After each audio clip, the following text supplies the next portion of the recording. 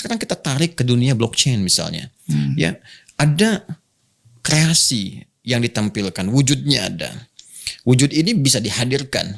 Misal ada karya ini kemudian ditampilkan, dipasarkan di NFT misalnya, non-fungible token itu, ya ini kan sebetulnya marketplace yang dihadirkan untuk menstimulus ini cryptocurrency ini berlaku. Untuk dipergunakan. Iya, kalau nggak ada itu kan ini nggak bisa dipakai nih cryptocurrency ini.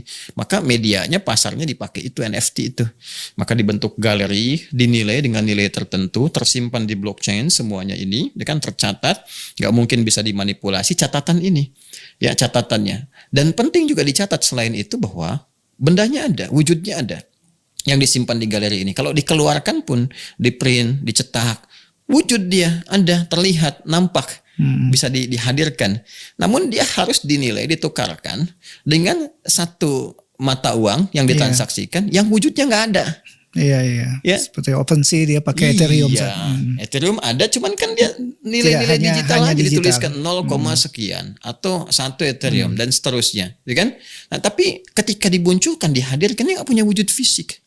Jadi bagaimana menukarkan sesuatu yang ada dengan yang tidak ada? Ya, jadi sifatnya hanya semacam orang kontrol aja, ada angka-angka, tapi wujudnya nggak ada gitu. Ya, Anda kan nggak mungkin menukarkan misalnya sesuatu yang wujudnya fisikal ada dengan sesuatu yang nggak nampak gitu. Ya, kan nggak sama. La yastawil bainal insani wa kuntilanak gitu. Anda kan nggak mungkin nukarkan manusia dengan jin, karena nggak serupa gitu kan. Jin kan nggak tampak, manusia ada. Ini ilustrasi gitu kan. Ya, jadi sesuatu ini persoalan. Kalau ini soal bisa selesai, maka aman. Cryptocurrency nggak ada masalah dalam timbangan syariat. Tapi kenapa ulama ini memberikan satu keadaan hukum yang ketat di bidang ini untuk memberikan kepastian yang menjamin kemaslahatan bagi semua pihak. Karena apa yang digunakan dari transaksi keuangan ini maslahatnya untuk semua. Jadi jangan sampai ini punya nanti keuntungan di satu komunitas atau golongan tertentu yang diuntungkan dengan adanya ini, tapi merugikan pada pihak lain yang belum tahu. Iya. Ya, tiba-tiba 1-2 pihak di endorse seakan-akan punya banyak penghasilan dari situ. Orang tertarik masuk, kemudian dia menyimpan aset, dia bayar, tuh kan. Persoalan cryptocurrency pun kan harus disimpan uang dulu ke situ. Deposit dulu kan. Nah, kemudian ketika mendepositkan uang, depositnya apa jaminan dari situ? Dia simpan di situ. Ya, Anda nyimpan ke blockchain misalnya, sekian ratus juta, sekian miliar, disimpan di situ. Itu kan uang wujud Anda yang ada. Anda serahkan, disimpan di situ. Ya kan? Lalu kemudian ditukarkan dengan sesuatu yang wujudnya nggak ada. Hanya nama saja.